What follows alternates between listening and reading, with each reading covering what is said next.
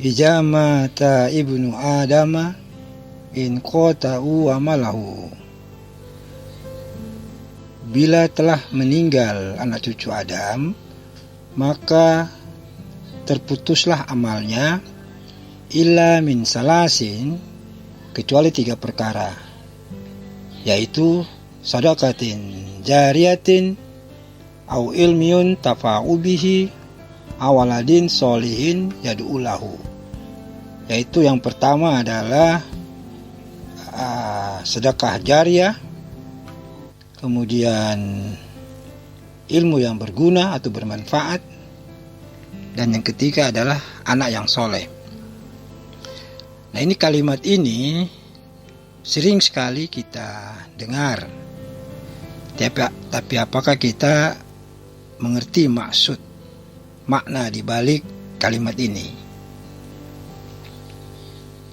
Sesungguhnya ketiga perkara di atas itu adalah satu perkara jua, bukan hal yang berbeda-beda.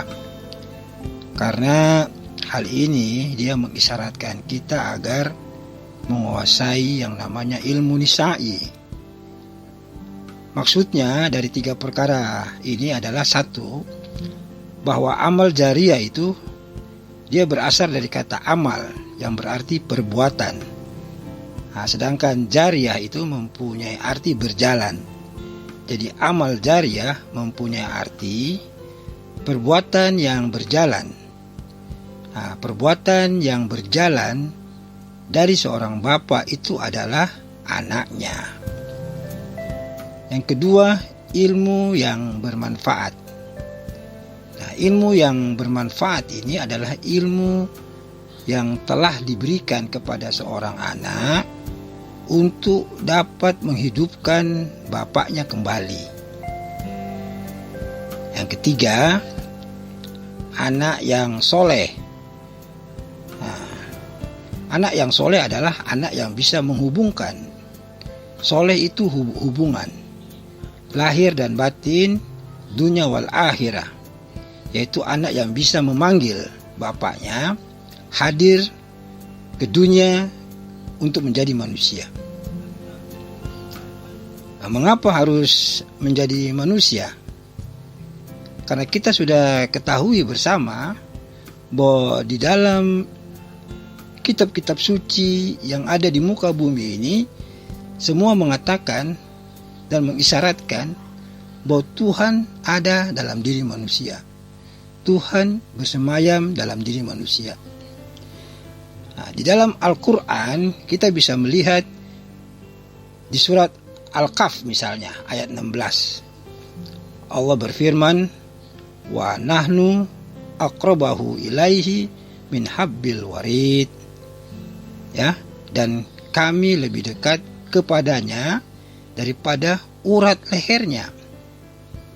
Nah, di ayat yang lain Allah berkata, dan ingatlah kepada Tuhanmu dalam dirimu dengan merendahkan diri dan rasa takut, tanpa mengeraskan suara di waktu pagi dan petang, dan janganlah engkau jadi golongan orang-orang yang lalai.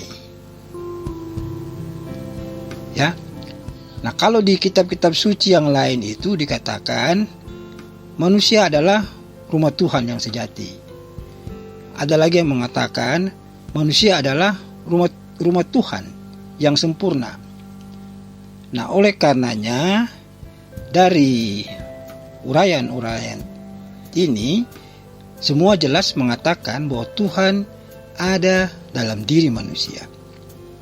Karena kalau tidak ada dalam diri manusia, di mana lagi kita akan mencari Tuhan?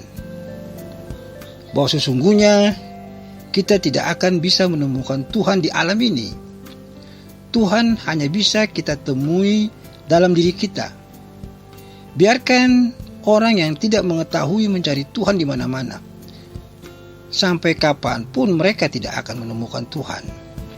Nah, sedangkan kita yang sudah mengetahui melalui Al-Quran bahwa Tuhan sangat dekat kepada kita, lebih dekat dari ulat leher, janganlah kita mencari Tuhan di luar diri, Alangkah ruginya bila kita tidak mengimani apa yang telah disebutkan dalam Al-Quran.